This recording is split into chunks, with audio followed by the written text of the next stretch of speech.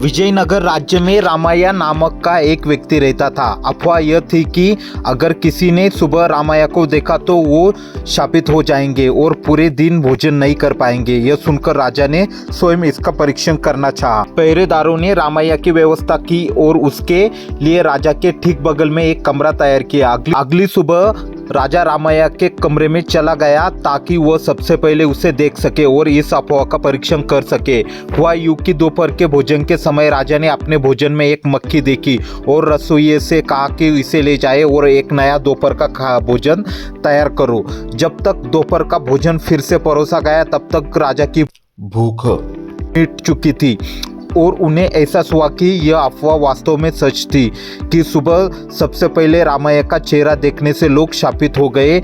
वह अपने राज्य के लोगों के लिए यह नहीं चाहता था और चाहता था कि रामैया को फांसी दी जाए।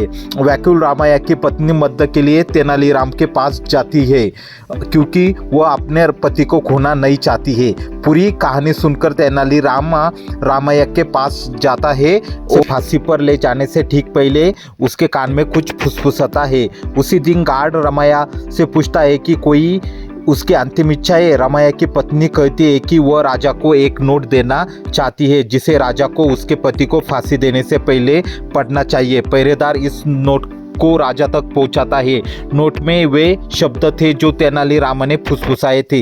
रामैया का चेहरा देखकर तो भूख नहीं लगती, फिर जो व्यक्ति सुबह सबसे पहले राजा का चेहरा देखता है उसका जीवन नष्ट होना तय है। इसलिए कौन अधिक शापित है, रामैया या राजा?